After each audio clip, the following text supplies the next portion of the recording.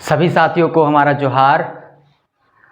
जैसा कि आप लोगों को इन्फॉर्म कर दिया गया था कि अब हम लोग, चूँकि ये जो समय मिल गया है जीपीएससी का, जो आपका एग्ज़ाम था वो पोस्टपोन होने के कारण ये जो एक्स्ट्रा समय हमें मिला है, तो उस समय का सदुपयोग करते हुए, क्योंकि इसमें बहुत सारे लोग फ्रस्ट्रेट भी हो रहे हैं कि भाई एग्ज़ाम टल गया, कब होगा नहीं होगा, तो उन चिंताओं को छोड़कर घोर निराशावादी ना बने।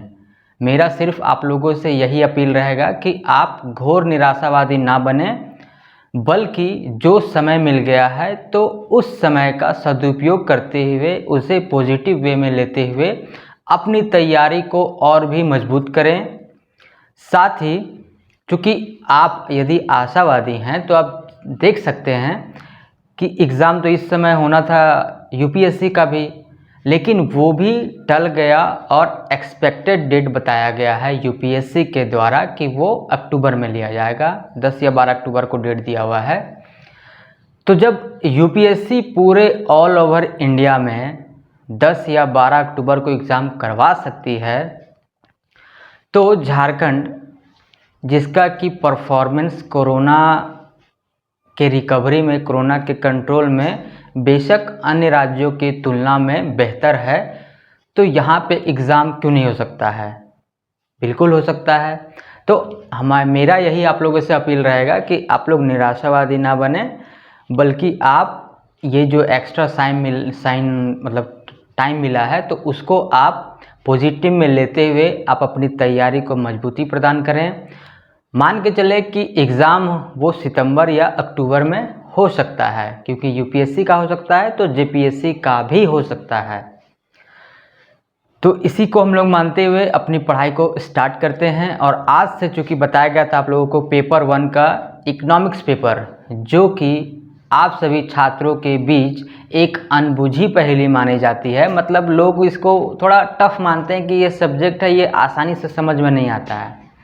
तो ऐसा बात बिल्कुल नहीं है कि ये टफ है या फिर समझ में नहीं आने वाला है या कुछ रॉकेट साइंस है। रॉकेट साइंस तो है नहीं, सिंपल इकोनॉमिक्स है, अर्थशास्त्र, जो कि हम लोग डेली लाइफ में उसका यूज़ करते हैं। आप सैद्धांतिक रूप से इकोनॉमिक्स पढ़ें या ना पढ़ें, कोई फ़र्क नहीं पड़ता है, लेकिन इसके जो सिद्धांत हैं बिना पढ़े भी हम लोग अपने दैनिक जीवन में इसका उपयोग करते हैं।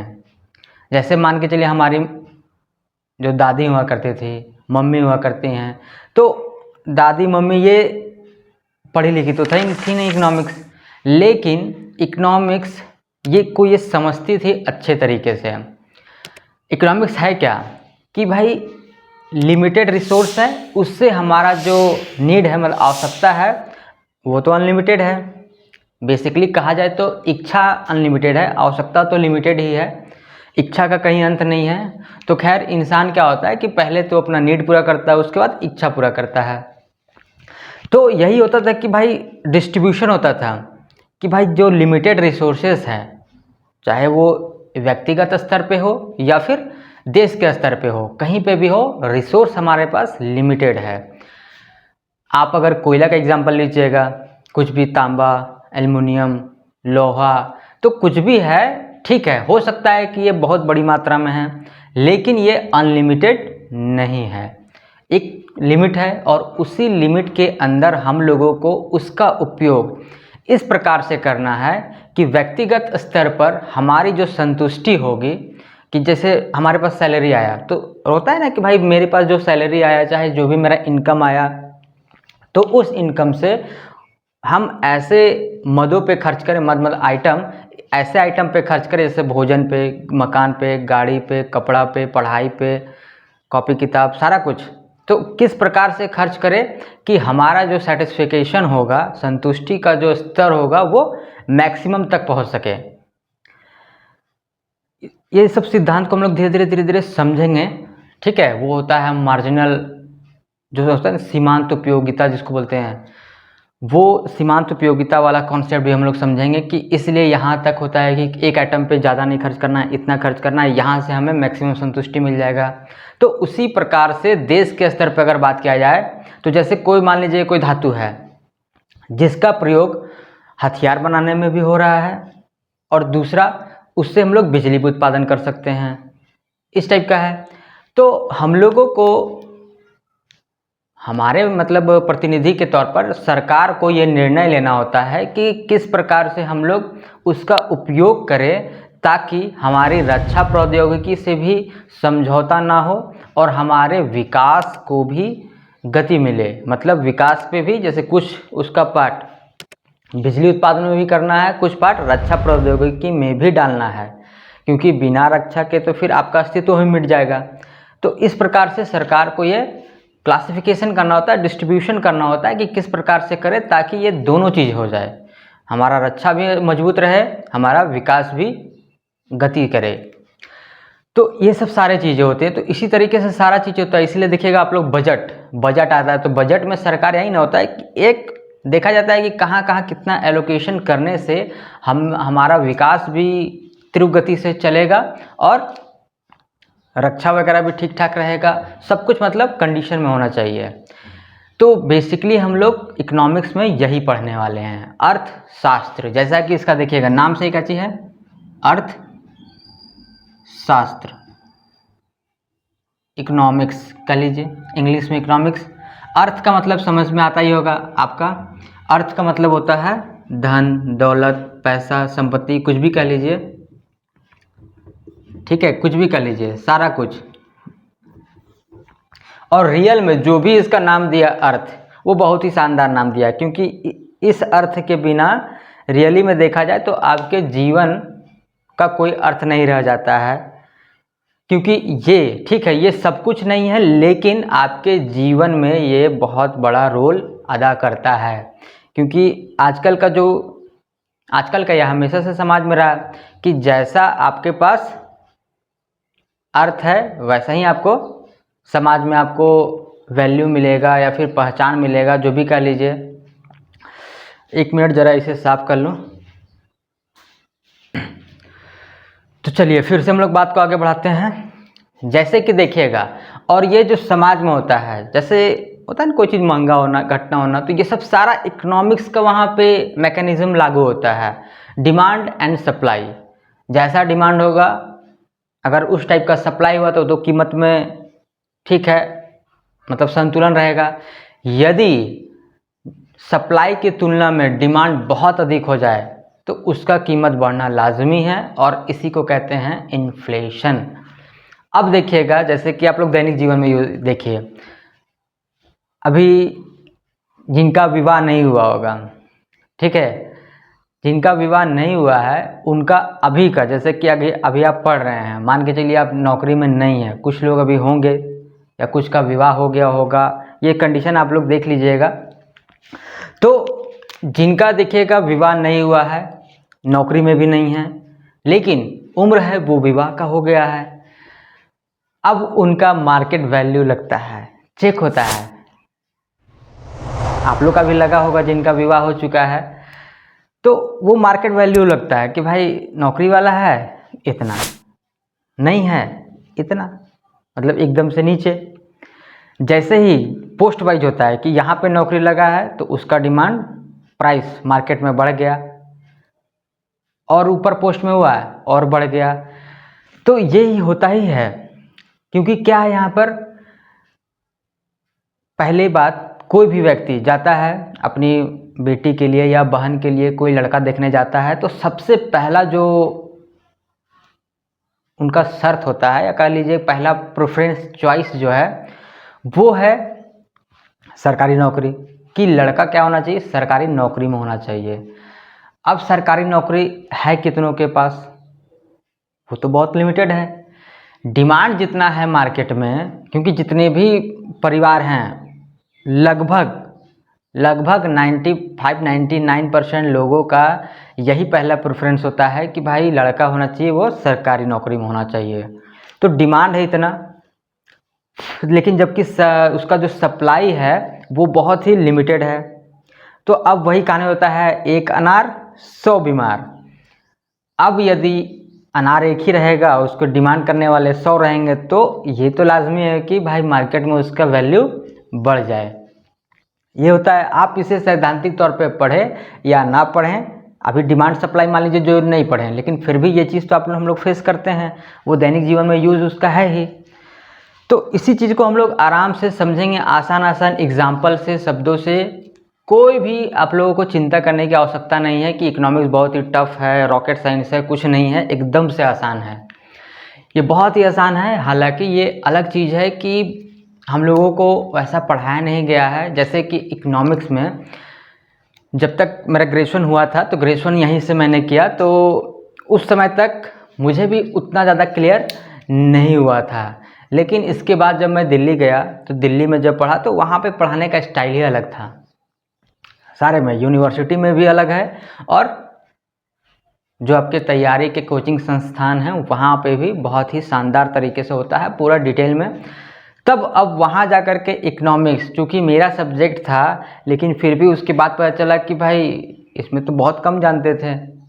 वहाँ पे जा कर के इकोनॉमिक्स को हम लोगों ने समझना स्टार्ट किया। हमारे जो गुरुजी थे वो बहुत ही शानदार तरीके से, आसान एकदम, ऐसा ऐसा एग्जाम्पल दे करके समझाएं कि वो लगता था कि क्लास लगता था कि मजाक हो रहा है।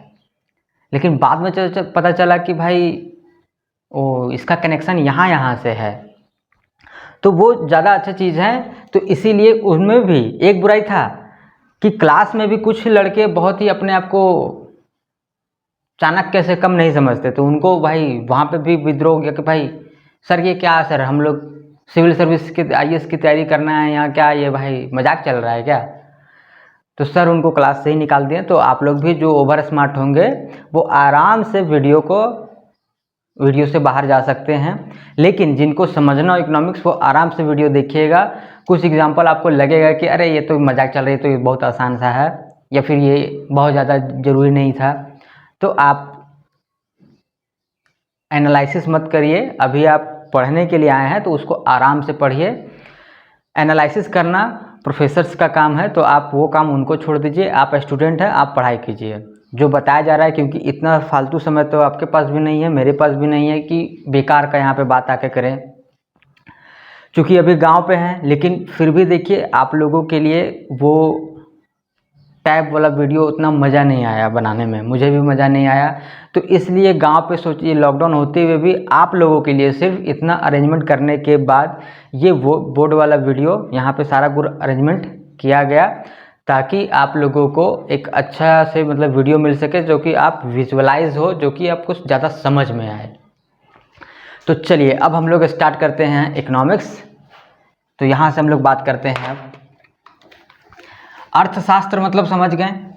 अर्थशास्त्र मतलब अर्थ मतलब पैसा, धन दौलत संपत्ति कुछ भी, शास्त्र मतलब अध्ययन, तो वही है धन दौलत, इसका मैनेजमेंट मतलब पैसा संपत्ति का हम लोग कैसे उसको व्यवस्था करें, व्यवस्थित करें। ठीक है, वही है आर्थिक क्रियाकलापों का अध्ययन। ये कुछ भी कर लीजिए, सारा इकोनॉमिक्स। तो आपको ज़्यादा साइंटिफिक वाला वैज्ञानिक तौर पर परिभाषा वहाँ पे लिखने नहीं आएगा, चिंता मत करिए। अब आप आगे बात करते हैं हम लोग अर्थशास्त्र हो गया। अब हो गया बात अगला, अर्थव्यवस्था क्या होता है। दूसरा जो मेन टर्म है वो तो है अर्थव्यवस्था। अर्थव्यवस्था, तो अर्थव्यवस्था क्या होगा, तो ये देखिएगा अर्थव्यवस्था शब्द अपने आप में अपूर्ण है, क्योंकि इसका जो मतलब ही होता है वो एक सीमा क्षेत्र के संदर्भ में होता है। इसका अर्थ तब निकलेगा जब इसके आगे कुछ लगेगा, जैसे भारतीय अर्थव्यवस्था, अमेरिकी अर्थव्यवस्था, जर्मनी अर्थव्यवस्था, जापानी अर्थव्यवस्था।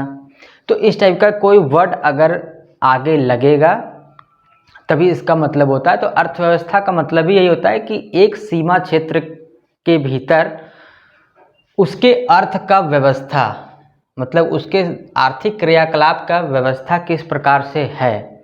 जैसे कि व्यवस्था के स्तर पर अभी हम लोग बात करेंगे, होता है ना, तीन बोल सकते हैं आदर्श या फिर स्वरूप है, तीन प्रकार है, कुछ भी कह लीजिए, पूंजीवादी, समाजवादी, मिश्रित अर्थव्यवस्था। तो इस प्रकार से क्लासिफिकेशन है, तो इसको हम लोग अभी समझेंगे। तो वहाँ पे अर्थ का ये व्यवस्था किस प्रकार से है, वही है अर्थव्यवस्था। ठीक है, अर्थव्यवस्था एक सीमा क्षेत्र में होने वाले आर्थिक क्रियाकलाप और उस पे किस प्रकार के नियंत्रण है, किस प्रकार से वो अपना आर्थिक क्रियाकलाप को कंप्लीट करता है, यही है अर्थव्यवस्था। ठीक है, तो याद रखिएगा एक सीमा क्षेत्र के रेखा एक भूमि के अंतर्गत में ही इसका कॉन्सेप्ट होता है। इसके बाद बात करते हैं हम लोग कि आखिर इकोनॉमिक्स हम लोग को पढ़ने की आवश्यकता क्यों है। इकोनॉमिक्स पढ़ने की आवश्यकता क्यों है, तो इसके कारण 3 हैं। अभी 1 मिनट जरा मार्कर ले लूँ एक और। यहाँ देखिएगा, यहाँ जो इकोनॉमिक्स पढ़ने का क्यों ज़रूरत है हम लोग को, क्योंकि क्या है हमारे पास रिसोर्सेस, सॉरी हिंदी में लिख देते हैं, रिसोर्स का लिए संसाधन।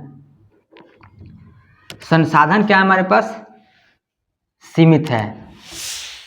संसाधन सीमित है और इसका क्या है उपयोग या प्रयोग जो भी कह लीजिए, वो हमारे पास इसका वैकल्पिक प्रयोग या उपयोग, इसके पास यही जो फैक्टर है कि हमारे पास क्या है, संसाधन है लिमिटेड, कि सीमित है हमारे पास संसाधन, और उसका क्या है वैकल्पिक प्रयोग भी है या उपयोग भी है। जैसे कि अभी बात हो रहा था कि मान के चलिए हमारे पास जो भी सैलरी आया, मान के चलिए महीने का आ रहा है, भाई आपके पास 50,000 रुपये आपको मिल रहा है सैलरी। यदि आपका नौकरी लगा 50,000 रुपये आपको सैलरी मिल रहा है, तो इस सैलरी का क्या होगा कि आप क्या क्या विकल्प में आप खर्च करेंगे ताकि आपका संतुष्टि मैक्सिमम हो। जैसे मान के चलिए कि भाई 50,000 मिल रहा है, तो आप कहीं रह रहे होंगे, तो जब रहिएगा तो क्या होगा, रूम रेंट है, कार लोन है, ठीक है, उसका और भी खर्च है, ये सब सारा बेसिक है। खाना पे खर्च है, मान के चलिए खाना पे खर्च है, तो खाना पे कितना करेंगे, कपड़ा पे कितना करेंगे, पढ़ाई पे कितना करेंगे, और जो दैनिक उपभोग वाले जो वस्तुएं हैं उस पर कितना करेंगे, पार्टी पे कितना खर्च करेंगे कि महीने में भाई दोस्तों के साथ इतना दिन पार्टी करना है, तो इसके लिए भी तो एक बजट होना चाहिए, क्योंकि वो भी तो एक संतुष्टि है हमारे लिए।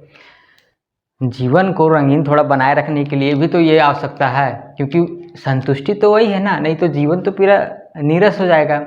तो दोस्तों यारों के साथ थोड़ा चलते रहना चाहिए, तो ये भी एक ज़रूरी है। तो आप उसका भी डिस्ट्रीब्यूशन करिएगा, सारा कुछ जो भी ज़रूरत है।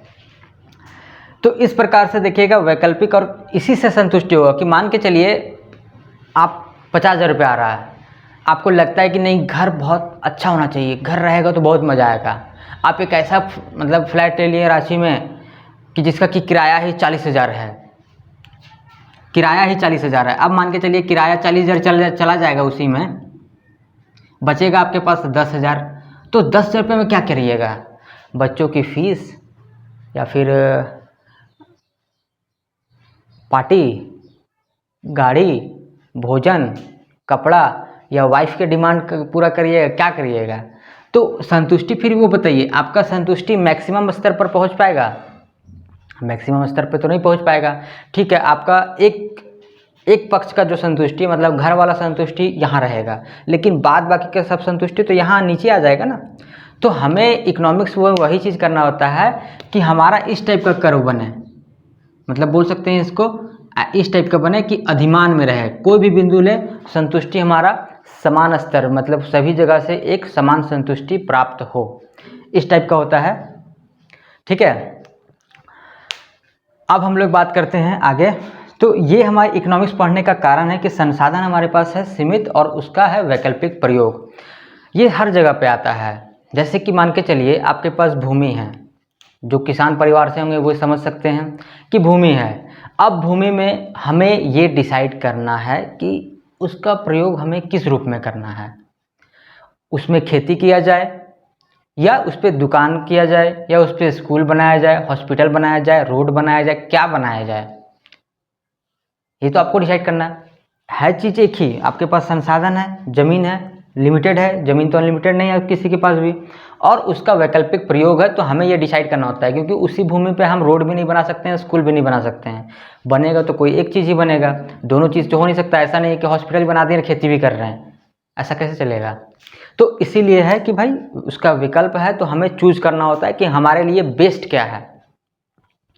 इकोनॉमिक्स यही ना है कि भाई हमें अपना बेस्ट चुनना है कि आपके लिए सबसे बेस्ट क्या है, और वही उसी को हमें चूज करना होता है। इसी को हम लोग को अर्थशास्त्र कहते हैं कि भाई अर्थ का हमें अध्ययन किया है कि कैसे वो मैक्सिमम होगा।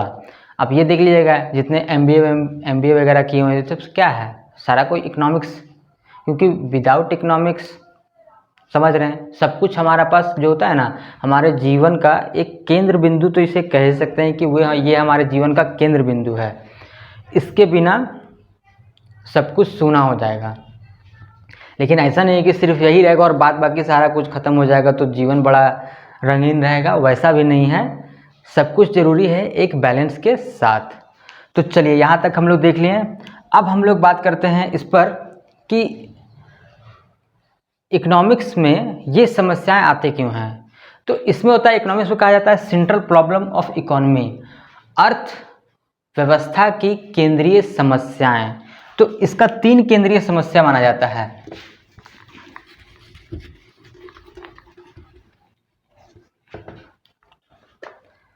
अर्थव्यवस्था की केंद्रीय समस्याएं,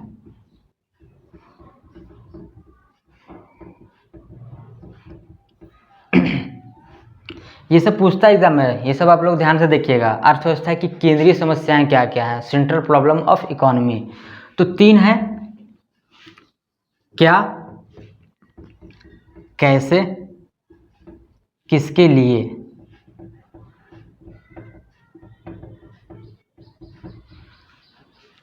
क्योंकि अर्थव्यवस्था चलेगा कैसे है, अर्थव्यवस्था चलेगा उत्पादन से, और उत्पादन जब हम करेंगे तो सबसे पहले हमें डिसाइड करना होता है। अच्छा चलिए इससे पहले देख लीजिए फैक्टर ऑफ प्रोडक्शन, उत्पादन के कारक, उत्पादन के कारक, उत्पादन के क्या क्या कारक हैं। तो इसमें कारक माना जाता है, सबसे पहले से बताइए, आराम से सोचिए कि यदि आप सोच रहे हैं कि आप किसी चीज़ का उत्पादन करेंगे, दैट मीन्स फैक्ट्री लगाएंगे, तो आपको सबसे पहले किस चीज़ की आवश्यकता होगी। फैक्ट्री लगाएंगे तो सबसे पहले जो हमें आवश्यकता होगी वो होगी भूमि की। तो सबसे पहला उत्पादन के कारक में पहला नंबर में जाएगा भूमि। दूसरा क्या क्या जाएगा भूमि के अलावा। भूमि आपके पास मान लीजिए भूमि है, ठीक है, मेरे पास मेरा वो ज़मीन है, चलिए हम वहीं पे फैक्ट्री लगा लेंगे, तो भूमि का अरेंजमेंट हो गया। दूसरा चीज़ क्या चाहिए कि भाई भूमि तो ले लिए, लेकिन उसमें उस फैक्ट्री में कुछ मशीन वगैरह भी तो चाहिए, कुछ लेबर वगैरह भी तो रखेंगे तब ना काम चलेगा। तो उसके लिए क्या चाहिए हमारे पास, पूंजी, तब ना मशीन वगैरह खरीदेंगे। तीसरा कच्चा माल वगैरह खरीदेंगे, कच्चा माल भी तो चाहिए, रॉ मटेरियल्स, तब ना आप उसका प्रोडक्शन करिएगा। मान लीजिए आप जीन्स का फैक्ट्री लगाना चाहते हैं तो आपको कपास या फिर कपड़ा जो तैयार किया हुआ है वो तो होगा, तब ना आप उसको फर्निश करिएगा जीन्स के तौर पर, और उसके बाद उसको बेचिएगा तो मार्केट वैल्यू उसका इंक्रीज हो जाएगा, और उस गैप में जो आपका बचेगा वही आपका प्रॉफिट होगा। तो रॉ मटेरियल तो चाहिए ही चाहिए। तो इस सबके लिए क्या चाहिए, पूंजी। तो भूमि, फिर दूसरा नंबर पूंजी, तीसरा श्रम, तीसरा हो गया आपके पास श्रम, चौथा हो गया उद्यमशीलता, उद्यमशीलता कि एक ऐसा व्यक्ति की भी आवश्यकता होती है उत्पादन कार्य के लिए जो कि इन सभी चीज़ों को अरेंज करे, रिस्क ले, और उसके बाद जब प्रॉफिट होगा तो उसका, नुकसान होगा तो उसका, और उसको बोलते हैं उद्यमी, मतलब उद्यमशीलता। किसी व्यक्ति में उद्यमशीलता भी चाहिए जो कि इसका रिस्क उठा सके। ये मेन 4 फैक्टर है। 5वां भी कहीं कहीं मानता है, कहीं नहीं भी मानता है, कि मुख्य रूप से ये 4 है। 5वां को माना जाता है इसका मैनेजमेंट।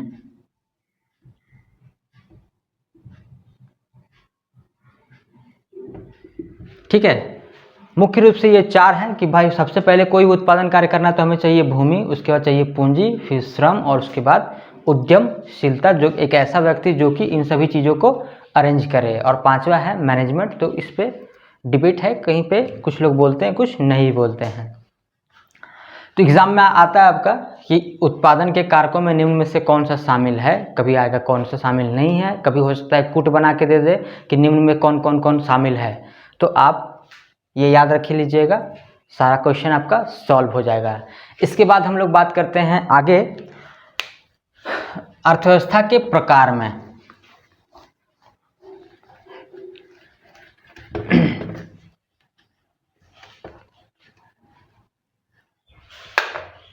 ओहो, आपका तो वो छूट ही गया। अर्थव्यवस्था की केंद्रीय समस्याएं उससे पहले ही मिटा दिए हैं। खैर देख लीजिए, अर्थव्यवस्था की केंद्रीय समस्याएं, उत्पादन के कारक तो समझ में आ गया, केंद्रीय समस्याएं ये पूछता है एग्जाम में, ये सब याद रखिएगा, कई बार पूछ चुका है कि ये केंद्रीय समस्याएं कौन कौन है। तो इसका 3 केंद्रीय समस्याएं बताए थे, क्या, कैसे,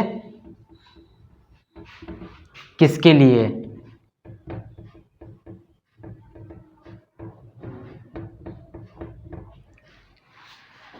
क्या, कैसे, किसके लिए, मतलब जब भी आप उत्पादन कार्य करना प्रारंभ करें, जैसे कि बात हुआ कि यदि आप कोई फैक्ट्री इस्टेब्लिश करना चाहते हैं, उत्पादन कार्य करना चाहते हैं, तो सबसे पहले आपको ऊपर में भी जो बताया गया था फैक्टर्स ऑफ प्रोडक्शन, उत्पादन के कारक, तो उन सभी चीज़ों को अरेंज करना होगा।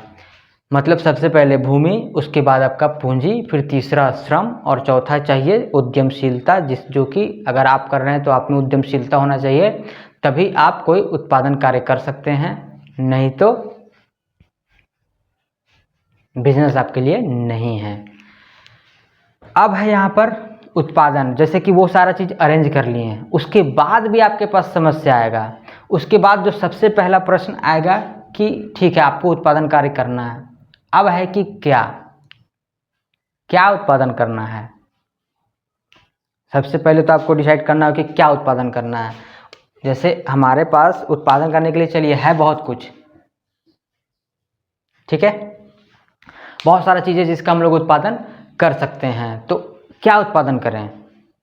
पहला प्रश्न आएगा कि आपके पास भूमि वगैरह है, ठीक है, सारा कुछ आप फैक्ट्री लगा दिए हैं, या फिर भूमि है वहाँ पे आप कुछ भी, तो आपके पास मान लीजिए ऑप्शन है कि आप कपड़ा का मिल लगाना चाहते हैं, घड़ी का मिल लगाना चाहते हैं, जीन्स का मिल लगाना चाहते हैं, हॉस्पिटल बनाना चाहते हैं, स्कूल बनाना चाहते हैं, कॉलेज बनाना चाहते हैं, ये आपको डिसाइड करना है। या फिर हो सकता है आप मछली पालन करना चाहते हैं, कुक्कुट पालन कर सकते हैं, कुछ भी, बिजनेस तो बिजनेस है, किसी पे भी आप कर सकते हैं। तो आपको क्या करना है उस पर, सबसे पहला प्रश्न तो आएगा ये। आपने डिसाइड कर लिया कि हाँ भाई मुझे ये काम करना है, जो भी आपको, चलिए कपड़ा बनाना है, चलिए मान लीजिए घड़ी बनाना है, जीन्स बनाना है, कोई भी फैक्ट्री, कि ये पहला प्रश्न का जवाब आपको ढूंढना पड़ेगा। ये डिसाइड हो गया। उसके बाद दूसरा आएगा कि भाई कैसे, कैसे इन द सेंस हो गया कि आपके पास उत्पादन करने के 2 तरीके होते हैं। एक को बोला जाता है पूंजी सघन, जिसमें कि पूंजी अधिक यूज होगा। पूंजी मतलब कि क्या, आपके पास मतलब मशीन है, मशीन के द्वारा आप काम को कंप्लीट करिएगा। दूसरा है श्रम सघन, बोलते हैं इसको, लेबर इंटेंस। तो जैसे मान के चलिए एक ही काम है, तो आप उसको किसी मजदूर के माध्यम से करवाना चाहते हैं या कोई किसी मशीन के माध्यम से। चूँकि मशीन में काम तो जल्दी होता है, इसमें कोई डाउट नहीं है, लेकिन उसमें लोगों को रोजगार नहीं मिल पाता है। अभी हम लोग जब इसके आगे चर्चा करेंगे ना, 3 जो हमारे पास प्रकार है, पूंजीवादी, समाजवादी और मिश्रित, उस पर हम लोग करेंगे कि कहाँ पे क्या फॉलो किया जाता है। जैसे मान के चलिए अभी मनरेगा चल रहा है, तो मनरेगा चलाने का मूल उद्देश्य ही यही था, क्योंकि हम लोग समाजवादी रूप को फॉलो करते हैं। उस पर बेसिकली है क्या, मूल रूप से तो यही है कि सभी जगह कुछ तालाब बनाना है, कच्चा सड़क बनाना है, तो इस टाइप का काम करना है। तो जो काम मजदूरों के माध्यम से 50 मजदूर मिल करके 100 दिन काम करेंगे, तब जा कर के वो कंप्लीट होगा। अगर मशीन लगा दिया जाए तो वो सप्ताह दिन, 10 दिन, अधिक से अधिक 15 दिन, तो वो 10 दिन में निपटा देगा काम को मशीन। और मज़ेदार बात ये आपको पता चलेगा कि भाई जो पूंजी का जो खर्च आया है वो इस लेबर वाले से कम आया है, ये चीज़ सोच लीजिएगा। तो अब आपको ये भी डिसाइड करना है कि आप किस रूप को फॉलो करना है। दूसरा, पहला प्रश्न होता है कि क्या, सबसे पहले कि आपको उत्पादन क्या करना है। दूसरा होता है कि कैसे उत्पादन करना है, पूंजी सघन के माध्यम से, मतलब अधिक मशीनों का प्रयोग करना है, या दूसरा लेबर इंटेंस करना है, श्रम सघन से माध्यम से। यहाँ तक आप आ गए, ठीक है। इसका भी डिसाइड कर लिए कि नहीं भैया हम थोड़ा समाजवादी टाइप के इंसान हैं, तो हम अपने लाभ के साथ साथ देश के हित के लिए भी काम करेंगे। समाज में जो लोग अपने पैरों पे खड़े नहीं हैं उनको हम रोजगार देंगे, उनको जीविकोपार्जन का साधन उपलब्ध कराएंगे। इसलिए ठीक है, मेरा प्रॉफिट प्रत्येक यूनिट 10 रुपये से अगर घट करके 8 रुपये भी हो जाए तो कोई दिक्कत नहीं है, लेकिन समाज में नौकरी होना चाहिए, लोगों को नौकरी मिलना चाहिए, सभी को जीने खाने का अधिकार है, तो हम इस रूप को फॉलो करेंगे। बहुत अच्छी बात हो जाएगा। तीसरा आपका जो आएगा प्रश्न, किसके लिए। किसके लिए मतलब क्या, किसके लिए उत्पादन करिएगा आप, मेरे लिए या किसी पड़ोसी के लिए, आप बताइए। आप तो किसी व्यक्ति को तो चुनना नहीं है। किसके लिए का मतलब है यहाँ पे वर्ग को चुनना है। क्या चुनना है हमें, वर्ग चुनना है। और वर्ग याद रखिएगा, वर्ग अलग चीज़ होता है। आप ऐसा नहीं, वर्ग का मतलब कि फलाना जाति के लिए, जाति अलग चीज़ है, ठीक है। वर्ग एक अलग होता है कि आपको आपके इनकम के माध्यम से आपको डिवाइड किया गया है कि आप किस वर्ग में हैं। तो इनकम के माध्यम से लोगों को डिवाइड किया जाता है, मूल रूप से 3 है, ठीक है। लो इनकम ग्रुप LIG, ठीक है। मीडियम इनकम ग्रुप, मध्यम आय वर्ग होता है मीडियम इनकम ग्रुप, और एक होता है HIG, हाई इनकम ग्रुप, ठीक है।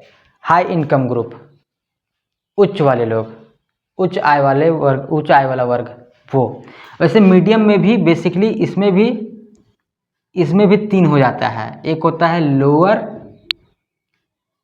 इनकम, लोअर मीडियम, ठीक है। इसमें भी lower medium income group, medium income medium group, और इसमें भी medium higher medium income group, ठीक है। वही चीज़। तो जैसे मध्य में भी होता है ना, कि मध्य में भी बट गया है कि एकदम BPL से जस्ट ऊपर वाला लोग है, या फिर थोड़ा सा कंडीशन ठीक है, या फिर जो सबसे अमीर है उनसे कुछ स्तर कम है। जैसे मान के चलिए आपका इनकम मान लीजिए मंथली है 5,000 6,000, तो आप तो BPL में चले गए। BPL मतलब एकदम से नीचे ही मान के चलिए, आपका अगर सालाना इनकम 50,000 से कम है तो BPL ही है ना। इससे जैसे ही उठे आप, मान लीजिए आपका सालाना इनकम 2 लाख 3 लाख है, तो आप BPL में भी नहीं हैं, लेकिन आप शामिल तो हो गए हैं मध्यम आय वर्ग में, मतलब मिडिल इनकम ग्रुप में, लेकिन मध्यम आय में भी एकदम आप लास्ट पोजीशन पे हैं। यही इनकम अगर आपका सालाना 15 लाख 20 लाख 30 लाख इस टाइप का है, तो आप मध्यम में भी मिडिल वाले में हैं। और आपका इनकम अगर मतलब मंथली में चल रहा 50 लाख 30 लाख 40 लाख 50 लाख, तो आप मध्यम में भी उच्च वाले में हैं। और जो हायर इनकम ग्रुप है तो उनका तो खैर करोड़ों अरबों में होता है। तो ये जो इतना वर्ग है, अब आपको इसमें से सिलेक्ट करना पड़ता है कि आप किस वर्ग के लिए आप काम करना चाहते हैं। जैसे मान के चलिए एक घड़ी है, तो घड़ी है, घड़ी भी अलग अलग तरह का आता है। कि जैसे मान के चलिए कुछ घड़ी बचपन में हम लोग पहनते थे बड़े शौक से, कि अरे लाइट जल रहा है, और दाम कितना 20 रुपया, तो वो वाला घड़ी आप प्रोडक्शन करना चाहते हैं। या फिर आजकल जो हम लोग आप लोग यूज कर रहे होंगे थोड़ा मिडिल क्लास वाला, कि वो घड़ी यूज़ करना है, या फिर रॉयल्स वगैरह वाला यूज़ करना है। तो अब है कि आपको डिसाइड करना है, क्योंकि आप कोई भी देखिएगा, आप एक ही कंपनी है वो सब तरह का नहीं होता। हर कंपनी हर ब्रांड का एक अपना पहचान होता है। तो आप वो उसी वर्ग को टारगेट करके प्रोडक्शन करता है कि आपको भी जब आप प्रोडक्शन करना स्टार्ट करेंगे, मान लीजिए घड़ी बनाना स्टार्ट करें, तो आप ऐसा नहीं है कि आप 20 रुपये वाला भी घड़ी बना रहे हैं, इधर फास्टैग वगैरह और डीजल वगैरह ये सब बना रहे हैं, ऐसा नहीं, और या फिर जो रॉयल्स वगैरह है वो सब भी बना रहे हैं। तो आपको एक वर्ग चुनना होगा कि आप किस वर्ग के लिए काम करना चाह रहे हैं। आपको एक ही वर्ग है, जैसे कि अब जीन्स वाले में भी देखिएगा, कुछ ब्रांडेड वाला है कि भाई जिसका की कीमत कहना नहीं है, 50,000, 1,00,000, 2,00,000 कितना चला जाए पता नहीं। आजकल तो खैर डिजाइनर वाला है, तो समझ में नहीं आता है कि एक पढ़ते ही होंगे आप लोग कि स्पेशल एक एक ड्रेस को अलग अलग डिजाइन किया जा रहा है। बाप रे बाप यार, एक एक का पता चल रहा है कि लाखों करोड़ों रुपया है, पता नहीं। अब है खैर, जिसके पास पैसा है उसके पास तो खैर कहना ही नहीं है। तो आपको उसी हिसाब से टारगेट करना होता है कि आप किस वर्ग के लिए काम करना चाह रहे हैं। समझ में आया ये चीज़ कि आपके पास तीन क्या होगा कि क्या, सबसे पहला क्वेश्चन होगा कि क्या, आप क्या उत्पादन करना चाह रहे हैं। दूसरा हो जाएगा कि कैसे उत्पादन करना चाह रहे हैं, और तीसरा हो जाएगा किसके लिए इन द सेंस कि किस वर्ग के लिए काम करना चाह रहे हैं। निम्न आय वर्ग, मध्यम आय वर्ग या उच्च आय वर्ग। तो यहाँ पे आपको डिसाइड करना होता है। तो ये हो गया आपका अर्थव्यवस्था की केंद्रीय समस्याएं। अब हम लोग बात करेंगे अर्थव्यवस्था के प्रकार पर। तो चलिए आइए हम लोग अब अर्थव्यवस्था के प्रकार को देख लेते हैं।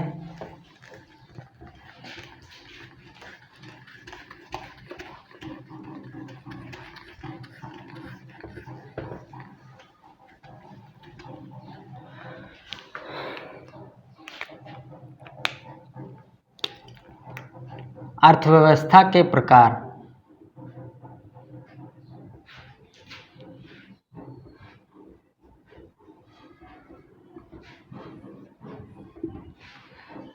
तो अर्थव्यवस्था के भी तीन प्रकार हैं। एक को बोलते हैं पूंजीवादी, एक है हमारे पास समाजवादी, और एक है मिश्रित। तो ये तीन प्रकार की जो दर्शन बोल सकते हैं या तीन क्लासिफिकेशन है। आज का क्लास यहीं छोड़ते हैं। हम लोग अगले क्लास में मिलेंगे और इस पे हम लोग विस्तार पूर्वक चर्चा करेंगे। आज का वीडियो बहुत ही ध्यान से देखिएगा। आज देखते हैं, अगर समय मिल गया तो आपका झारखंड का भी क्लास बना दिया जाएगा, जिसपे कि आपको शासन व्यवस्था ख़त्म हो चुका है और उसके बाद हम लोग आगे ज्योग्राफी में एंट्री करने वाले हैं, तो उसको हम लोग देखेंगे। फिलहाल आप इस क्लास को अच्छे तरीके से समझ लीजिएगा और उसके बाद हम लोग इस पे चर्चा करेंगे। बहुत मज़ा आएगा कि कैसे कैसे इसका डेवलप हुआ, कैसे ये विकास किया, ये तीन जो दर्शन है वो कैसे अस्तित्व में आए, इसके पीछे किन लोगों का हाथ रहा, किन्होंने ये दर्शन को लोगों के बीच लाया या फिर प्रतिस्थापित किया। तो इन सभी पे हम लोग चर्चा करेंगे और बहुत ही मज़ेदार तरीके से समझेंगे। तो आप हमारे वीडियो के साथ लगातार बने रहिए। साथ ही आप अपने पढ़ाई में ही जुटे रहिए, क्योंकि एग्ज़ाम मान के चलिए कि आपका सितंबर लास्ट या अक्टूबर में जेपीएससी भी लेगा। तो बाकी सब कुछ भूल करके कि भाई कब होगा, अगला साल होगा, 5 साल बाद होगा, 10 साल बाद होगा, सफल होना है तो मेहनत करते रहना है। यदि आप खुद नेगेटिव हो जाएंगे तो रिजल्ट कैसे पॉजिटिव होगा। उम्मीद है आप लोगों को बातें समझ में आई होंगी। फिर मिलते हैं हम लोग अगले क्लास में। धन्यवाद।